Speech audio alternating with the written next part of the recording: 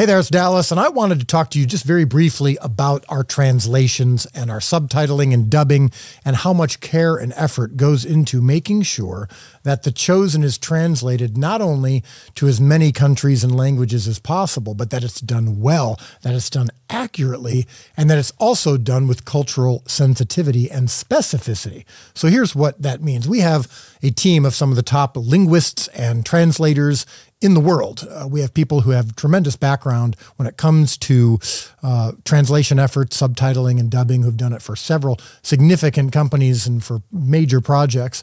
And it is very important to us that this show is translated to people in their native language in as many as we can. In fact, our goal is to reach 600 languages of The Chosen all over the world.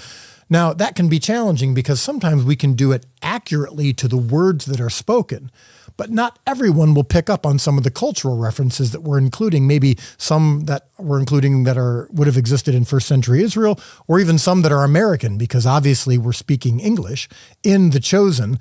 And with that, we use what's called transliteration and sometimes just metaphor. So for example, a character might make some sort of reference that might not have existed in first century, but we know they would have had their version in the first century of some of these phrases that we use today.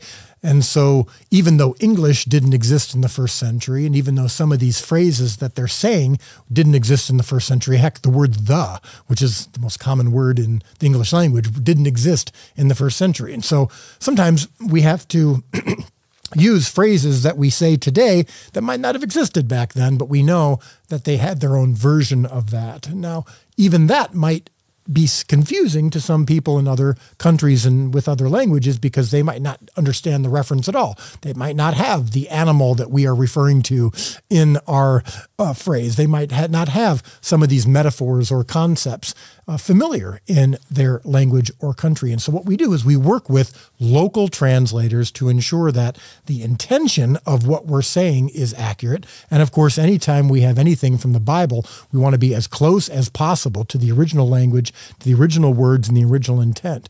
But occasionally we may adjust some of the phrases and some of the words to be more culturally sensitive. But I just wanted you to know that at the end of the day, what's most important to us is that we are accurately capturing the character and intentions of Jesus and the Gospels. And even when we are translating it, we want to preserve that original intention as much as humanly possible, while at the same time making sure that when we can, if it doesn't impact what was originally being said and the intention of what was originally being said, we do make certain adjustments to words and phrases that will be more culturally sensitive. So if you come across something in your language that you think is potentially confusing or culturally insensitive, then you're for sure able to reach out to us and let us know. But I just wanted you to know that we take this very, very seriously, and we want as much as possible everyone in the world to access The Chosen and to be able to understand it and appreciate it in their heart language. So thanks for your time and consideration.